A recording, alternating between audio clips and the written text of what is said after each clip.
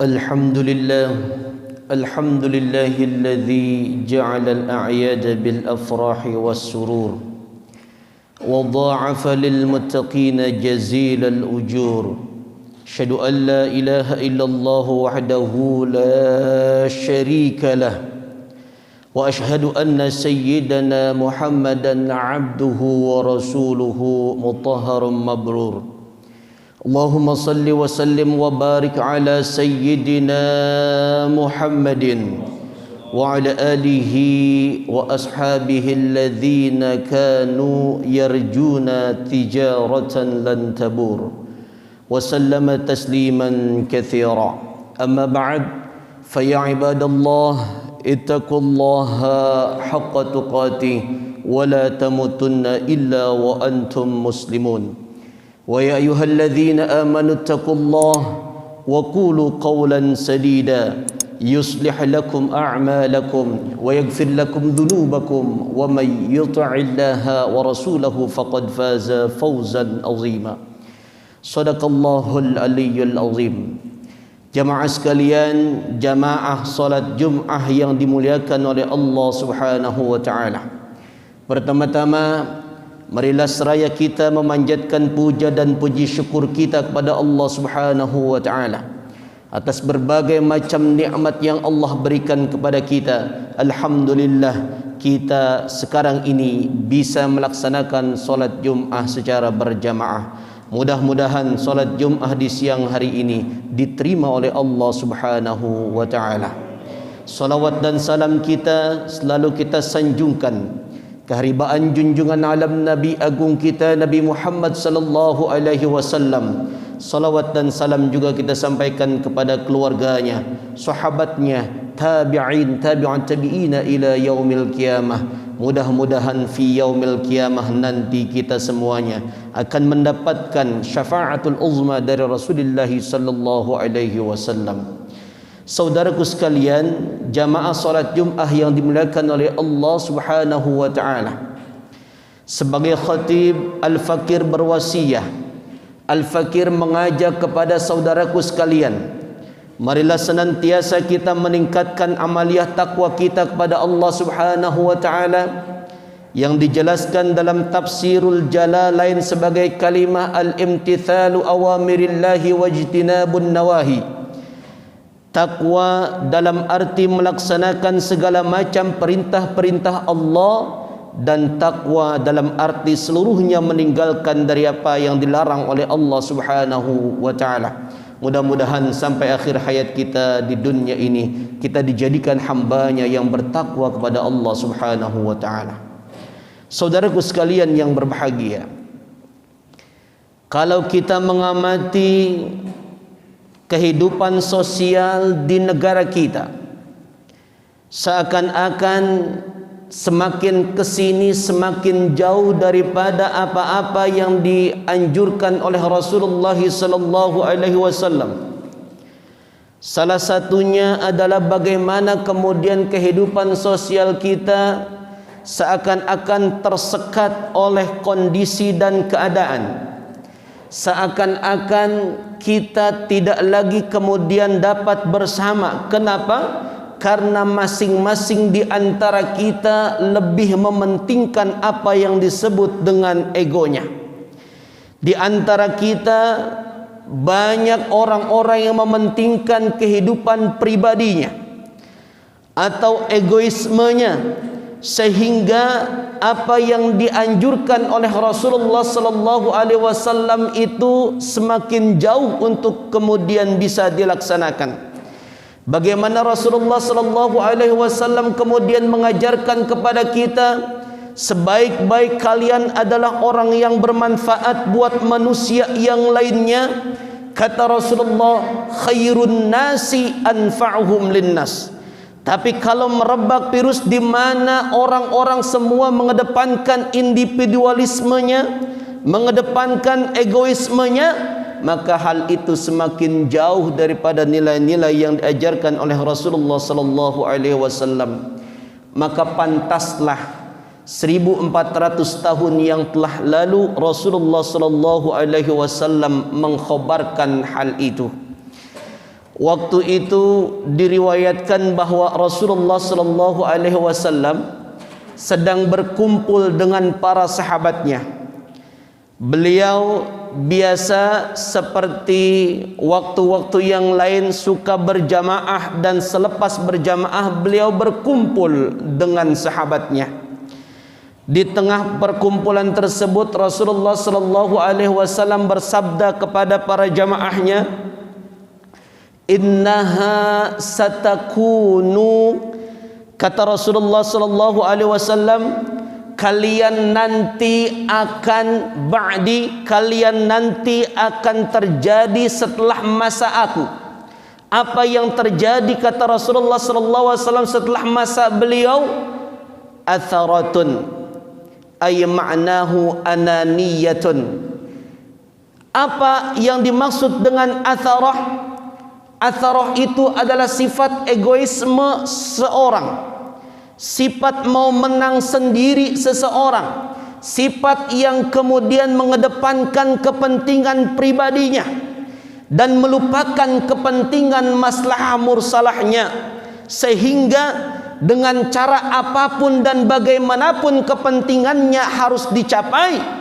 Apakah itu menzalimi orang lain atau tidak bukan menjadi masalah buat orang yang suka melakukan perbuatan atharah atau ananiyah atau egoisme. Saudaraku sekalian yang berbahagia, ini semakin jauh daripada nilai-nilai Islam. Padahal ketika kita kemudian merujuk kepada ayat Allah Subhanahu wa taala dalam suratul Maidah, pada ayat yang keduanya Allah Subhanahu wa taala mengatakan, "Wa ta'awanu 'alal birri wat taqwa wa la ta'awanu 'alal itsmi wal 'udwan." Wallahu taala a'lam bi muradih. Hanya Allah yang mengetahui maksud sesungguhnya daripada firman-Nya tersebut. Kurang lebih seperti ini. Kalau kita melihat penjelasan ulama di dalam tafsir ayat tersebut mengatakan, ayat ini mengandung makna wa ta'awanu, artinya kita diperintah untuk saling tolong menolong. Kita diperintah untuk meninggalkan kepentingan pribadi kita, dan kita diperintah untuk kemudian kita mengutamakan kepentingan orang banyak. Wa ta'awanu 'alal birri wat taqwa. Kalau kita diperintah untuk saling tolong menolong alal birri, di dalam kebaikan, maka insya Allah kalau kita jalankan ini akan terhindar daripada sifat yang disebut dengan egoisme, sifat yang disebut dengan ananiyah, sifat yang disebut dengan atharah, yang itu diprediksi oleh Rasulullah sallallahu alaihi wasallam 1400 tahun yang telah lalu itu bakalan terjadi. Dan di zaman kita hari ini banyak orang-orang yang melakukan perbuatan atharah, egoisme, yang kemudian demi menggapai tujuannya saudaranya tidak dipikirkan, demi menggapai tujuannya main sikut-sikutan untuk kemudian dia tercapai dengan segera mungkin. Saudaraku sekalian yang dirahmati oleh Allah Subhanahu wa taala.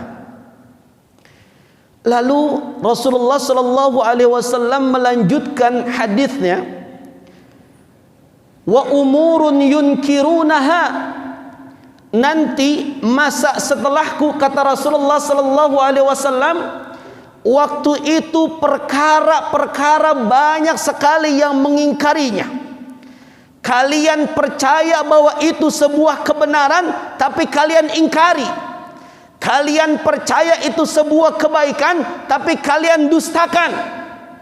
Masya Allah, banyak di antara kita percaya dengan ayat Allah, tapi kita enggan untuk melaksanakan ayat Allah.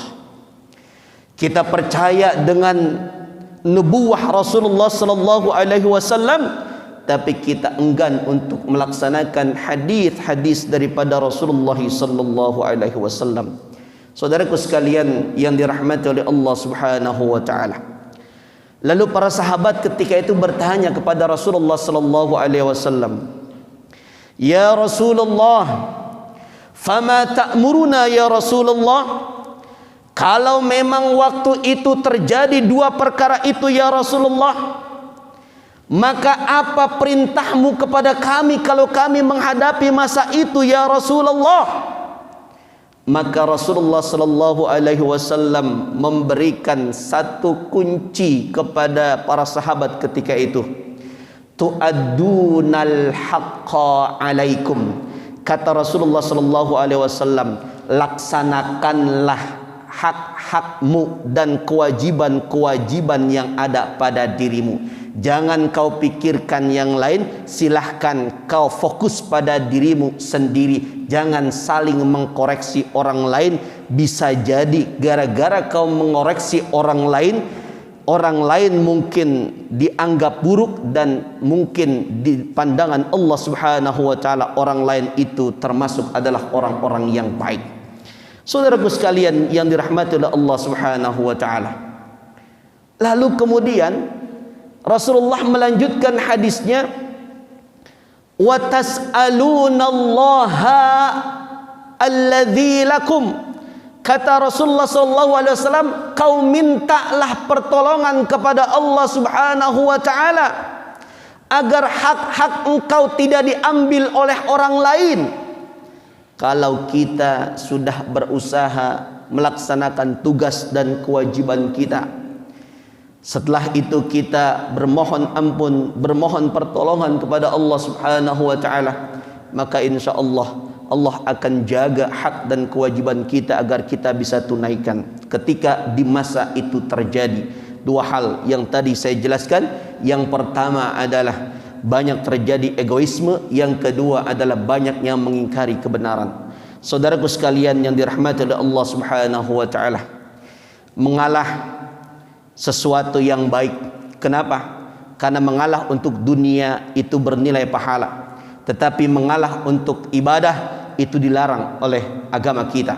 Di dalam usulul fikhi dikatakan bahwa al-itharu bil ibadah matlub, al-itharu bil ibadah mamnu, wal itharu bi ghairil ibadah matlub.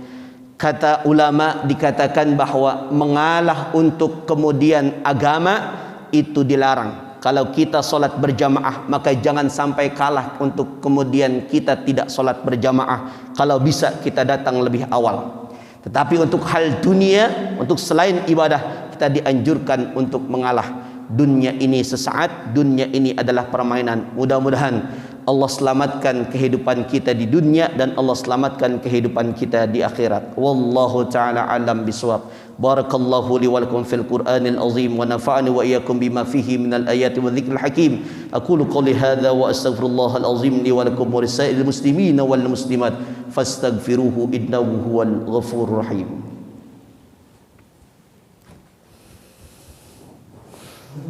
Terima kasih yang telah menonton. Jangan lupa subscribe, like, and comment.